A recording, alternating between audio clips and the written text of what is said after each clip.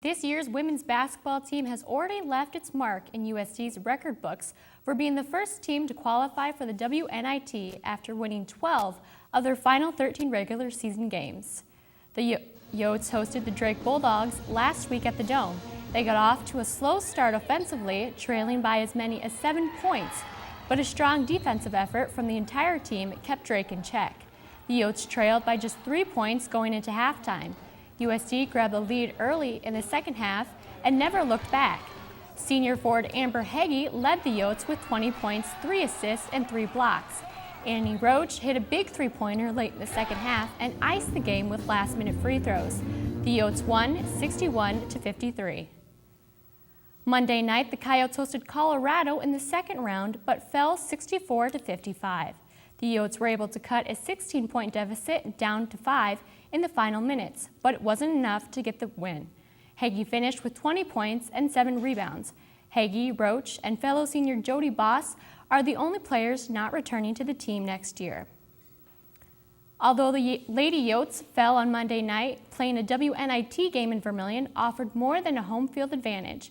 Coyote News' Cassie Bartlett is live at the Muck with Assistant Athletic Director Dave Herbster to find out why the tournament meant so much to USD.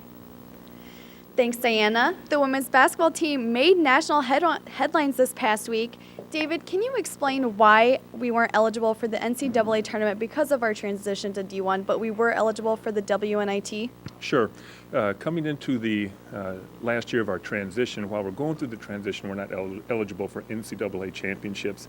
The NIT is actually not affiliated with the NCAA, so there's an outside group that runs it. So our eligibility for the postseason wasn't a determining factor in coming into this game. Okay. And since we had just such a strong showing, how will this affect future recruiting for the Coyotes? I think it's fantastic. To have our program take this far forward of a step during the transition says volumes about our program. It's something that, when you're recruiting individuals, they're looking at the quality of a program, no different than our business school, CMJ, med school. That's what they're looking for, is they're looking for the quality of a program. Playing in a postseason tournament is a big indicator of that. Okay. Thanks so much, David, for being with us today. The women will be eligible for the Summit League Championships next year and the NCAA tournament. For Coyote News Live, I'm Cassie Bartlett. Thanks, Cassie. The football team is hosting Pro Day tomorrow at the Dakota Dome. Starting at 2 o'clock, NFL recruits will watch players perform drills in preparation for April's NFL Draft. Seniors Jeremy Blunt, Tom Compton, and Dante Warren are a few of the featured players. The football team starts its spring season Saturday with a practice at Morningside College in Sioux City. 2 of USD's track and field athletes received Summit League Track Athlete of the Week honors.